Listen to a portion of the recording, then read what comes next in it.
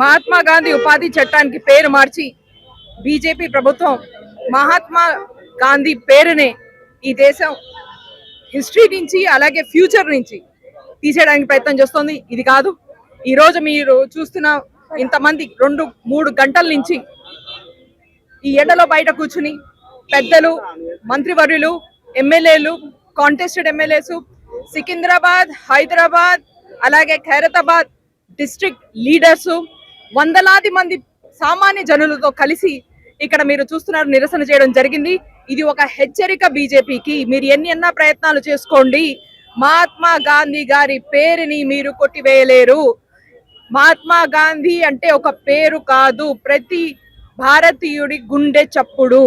మీరు దాన్ని ఎంతవరకు సైలెంట్ చేయగలరు? చేయలేరు.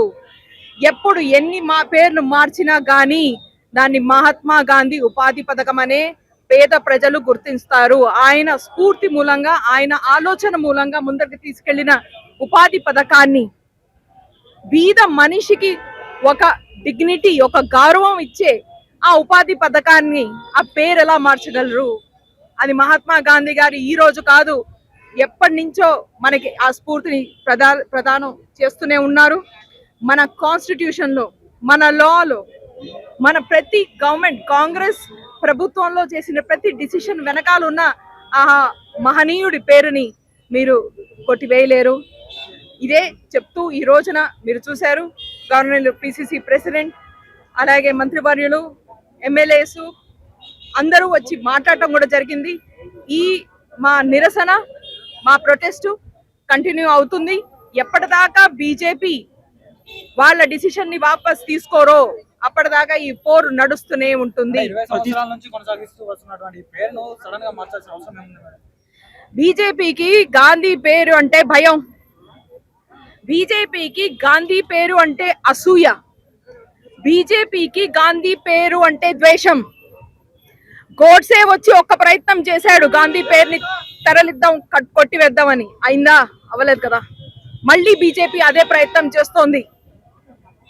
మళ్ళీ గాంధీ పేరుని ఒక్కసారి అందరి జ్ఞాపకంలోంచి తీసేయడానికి ప్రయత్నం చేస్తోంది. ఇది కూడా ఎలా అయితే గోడ్సే ఆ రోజున గాంధీ పేరుని కొట్టివేయలేకపోయాడో, అలాగే ఈ రోజు కూడా బీజేపీ వాళ్ళ ఈ పని, ద్వేషపూరితమైన ఈ పనిలో విఫలమవుతారు. ఒకవేళ వెనక్కి తీసుకోకపోతే దీన్ని జాతీయోద్యమంగా ఏమన్నా మలుస్తారు?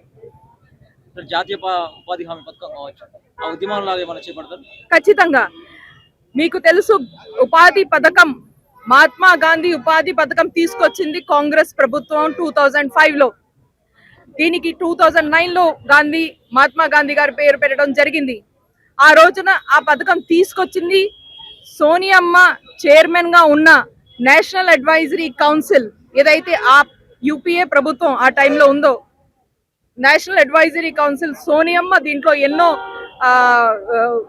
రికమెండేషన్స్ ఎలా నడపాలి అని చెప్పి అమ్మ తీసుకొచ్చింది. సోనియమ్మ చేతులుగా వచ్చిన ఈ పథకం ఖచ్చితంగా, ఈ పథకంలో ఎన్నో రకాల డైల్యూషన్స్ అయినాయి, మార్పులు అయినాయి, పేదవాడి కడుపు కొట్టే ప్రయత్నాలు అయినాయి. కాబట్టి ఖచ్చితంగా సోనియమ్మ మాకు ఇచ్చిన ఇన్స్పిరేషన్ బట్టి దీని గురించి పోరాడతాం.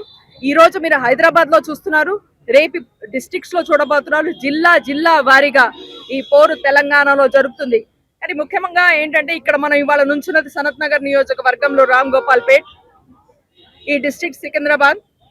ఇక్కడ ఎంపీ కిషన్ రెడ్డి దేశానికి ఏం చేశారు? మొట్టమొదటి ప్రశ్న మాది అది. కిషన్ రెడ్డి ఈ రోజు దమ్ముంటే ఎక్కువ దూరంగా ఉండడు, రమ్మని నేను ఇక్కడ ఛాలెంజ్ చేస్తున్నాను. ఇక్కడ నుంచి మాట్లాడండి. మీ కాన్స్టిట్యువెన్సీలో గాంధీ స్టాచ్యూ ఎదురుకుండా పేదవాడికి ఏం చేసింది బీజేపీ? చాలా ఇండస్ట్రియలిస్ట్ కి, బిజినెస్ మ్యాన్ కి సపోర్ట్ చేసిందని మనందరికీ తెలుసు. పేదవారికి ఏం చేసింది ఎవరికి తెలియదు. కిషన్ రెడ్డికి నా ఛాలెంజ్ వచ్చి చెప్పమని. పేదవారికి పెట్టిన ఆ ఉపాధి పథకానికి పేరు మార్చి ఏమి సాధిద్దాం అనుకున్నారు? మీ గాంధీ పేరు పట్ల ఉన్న ద్వేషమే కనిపిస్తోంది, కానీ పేదవారికి ఏ రకంగా హెల్ప్ చేయాలనే మాట తెలియట్లేదు. కాబట్టి నా ఛాలెంజ్, దమ్ముంటే రండి ఇక్కడ రామ్ గోపాల్ పేటలో. కిషన్ రెడ్డి గారు, మీరు పేదవారికి ఏం చేశారు? తెలంగాణకి ఏం చేశారు? ఎన్ని నిధులు ఇచ్చారు? ఎంత పథకాలు తీసుకొచ్చారు హైదరాబాద్ కి, సికింద్రాబాద్ కి చెప్పండి, వచ్చి చూద్దాం. అలాగే ఇక్కడ తెలంగాణ ప్రజానికానికి, తెలంగాణలో ఉన్న పేద బిడ్డలకి ఏం చేశారు వచ్చి చెప్పండి. కిషన్ రెడ్డి గారు, నా ఛాలెంజ్ మీకు. వికసిత్ భారత్ జీ రామ్ ఖండిస్తున్నారు. అది వికసిత్ భారత్ ఎక్కడ? వికసిత్ భారత్ వచ్చేదినని మభ్యపెట్టి జనాలు చనిపోతున్నారు కష్టాల్లో. వాళ్ళు యువకులు కావచ్చు, రైతులు కావచ్చు, స్టూడెంట్స్ కావచ్చు. వికసిత్ భారత్ ఎప్పుడు? వాళ్ళ పేరు మీదేనా వికసిత్ మార్చుకోవాలి? పేర్లు అంటేనా వికసిత్ భారత్? వికసిత్ భారత్ అంటే డెవలప్డ్ ఇండియా. ఒక ఇండియాకి డెవలప్మెంట్ తీసుకొచ్చింది మహాత్మా గాంధీ గారి ఆలోచన. అందరూ బడుగు బలహీన వర్గాలు, బీద జనులు పైకి రావాలి. అప్పుడే దేశం వికసిత్ అవుతుంది. వికసిత్ అంటే వికసిస్తుంది, డెవలప్ అవుతుంది అని చెప్పింది మహాత్మా గాంధీ గారు. ఆయన పేరే తీసేస్తున్నప్పుడు ఏం వికసిత్ భారత్? ఎలా కుదురుతుంది వికసిత్ భారత్? మహాత్మా గాంధీ లేకుండా కుదరదు. గాంధీ విగ్రహాలు కూడా ఏమైనా తొలగించే ఛాన్స్ ఉందా? మేము అలా ఉంటే ఇక్కడ 24 గంటలు మా ప్రాణాలైనా పట్నం పెట్టి ఇక్కడే ఉంటాం. అలాంటిది ఏదైనా ప్లాన్ చేస్తే వీళ్ళు ఏమన్నా చేసుకోండి. బీజేపీ ఎంత ద్వేషం అన్నా చూపించండి. ఈ దేశం చెప్తున్నా కదా, ఈ దేశం గుండె చప్పుడు మహాత్మా గాంధీ. ఏమీ చేయలేరు, అది మారదు. ఖచ్చితంగా ఇది దాని పార్ట్ 2 అనాలి. గాంధీ వర్సెస్ గాడ్సే. అవును, ఆ టైంలో కూడా అయింది. వీళ్ళకి గాంధీ అంటేనే ద్వేషం. ఎందుకు? గాంధీ మాట్లాడేది బీద వాళ్ళ గురించి, బీజేపీ మాట్లాడేది అతి రిచ్ వెల్దీ వాళ్ళ గురించి, డబ్బులున్న వాళ్ళ గురించి. డబ్బులు లేని వాళ్ళు బీజేపీ కనిపించరు. మరి గాంధీ ఆయన ఉద్దేశమే, ఆయన ప్లానింగ్, ఆయన థింకింగే గరీబోడి గురించి. కాబట్టి గాంధీ గురించి వీళ్ళ ద్వేషానికి మెయిన్ కారణం ఇది. మన ఇవాళ ఉపాధి పథకానికి పేరు మారుస్తున్నారు. ఎందుకు? వాళ్ళు భరించలేకపోతున్నారు. మరి గరీబోడికి ఏమి ఇవ్వకుండా ఏమి ప్లానింగ్ ఏంటి? మరి ఉపాధి పథకానికి పేరు మార్చి, ఉపాధి పథకంలో వచ్చే సమ్ములు తగ్గు చేసి, ప్రజలకి వచ్చే ఆ కొన్ని రోజులు కూడా ఉపాధి లేకుండా ఎందుకు చేస్తోంది బీజేపీ అనే ప్రశ్న అడగాలి. మీరు అడుగుతున్నారు కదా గాంధీ గోడ్సే అని. దానికి కారణం ఏంటంటే, రేపు ఎప్పుడైతే ఈ ఇండస్ట్రియలిస్ట్ కానీ, బిజినెస్ మెన్ కానీ గరీబోడి ల్యాండ్ కావాలి, గరీబోడి గ్రామాలు కావాలి, గరీబోడి ఇల్లు తీసుకొచ్చుకోవాలి, వాళ్ళు డెవలప్ చేయాలి, వాళ్ళు చాలా పెద్ద పెద్ద ఇండస్ట్రీస్ పెట్టుకోవాలి అక్కడ. అంటే మరి గరీబోడు గ్రామాల నుంచి తరలి వచ్చేసేయాలి కదా, వదిలి వచ్చేయాలి కదా. అందుకనే ఈ ఉపాధి పథకాన్ని వీళ్ళు డైల్యూట్ చేస్తున్నారు. అందుకనే దీన్ని మారుస్తున్నారు. అందుకనే గరీబోడి పొట్ట కొడుతున్నారు.